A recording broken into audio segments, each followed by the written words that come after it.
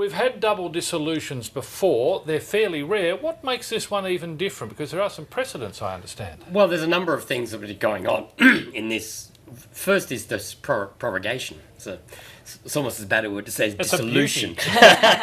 Prorogation is, it's the sovereign cancels a parliament, calls it up. It's quite rare. I think the last time it was done mid-term was about 40 years ago. I think the Whitlam government did allow the Queen to open a state parliament.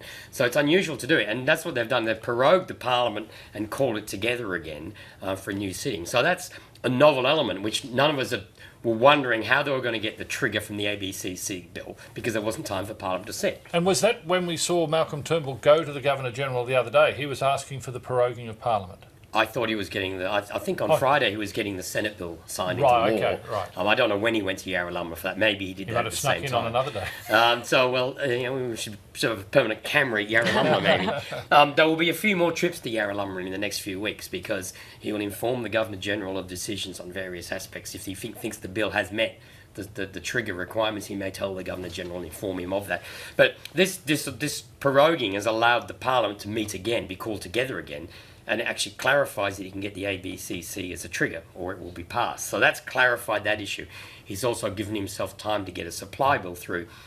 The budget will not be passed before the end of financial year. The election will be on the 2nd of July, which is in the next financial year, so they need to have money until late August, early September, when the Parliament can meet again. So you pass an appropriation bill, which it's no new policy. An appropriation supply bill just extends current expenditure for prorated over the next year. So they've got time to move that. They've got time to clarify the triggers, which gives them time to call the double dissolution by the 11th of May, which is the last time they have the chance of doing it. Because the whole issue was to have the budget on the 10th of 11 and then dissolve the Parliament the next day. There were so many things you had to do to achieve what they wanted. I couldn't see how they could do it. Now we know how they can do it. They bring the Parliament back, so they've invoked a whole series of things. Section 5 of the Constitution, the Governor-General's power to prorogue and call together Parliament. No one had expected that, but it's perfectly legitimate to do. And now we've got the rest of the issues to do the double dissolution clarifying. And what kind of challenges and differences does a double dissolution election pose, as opposed to a normal election being announced and this is when you're going to vote? Well, I mean, people often confuse. A double dissolution is a significant constitutional event. The 10 years of constitutional debate in the 1890s, most of them centred around this issue of what do you do with a Senate with equal state numbers and it blocks government legislation. The double dissolution was one of the mechanisms that allowed federation to go ahead, and was a very important one. But it's a significant constitutional event. It doesn't have precedents. It's the only power in the Constitution the Queen can't exercise, for instance. It's given to the Governor-General by the Constitution. The power is created by the Constitution. The only realistic thing that people will notice different is that there will be a longer list of candidates per party on the Senate ballot paper. We're electing 12 instead of 6. In terms of what the voters see, that's the only difference. What are the chances, Anthony, that this new Senate is not going to be all that much different from the old one, less some micro parties, and will the coalition will not have a majority? The coalition won't have a majority.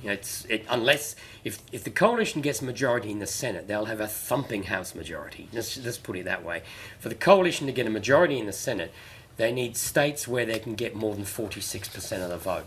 And it's quite unusual for a party to get 46% of the vote in the Senate. 46 only gives them 6 of the 12. They need more than 50. They need closer to 50 to get 7 of 12. So a majority of the coalition is not likely. The question is what crossbenchers will be elected. You're looking at 3 to 4 people on the next Xenophon team, maybe some Xenophon team people from other states.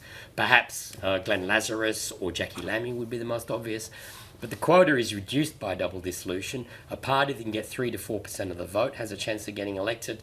You just look around, parties like Family First have a chance like that in some states.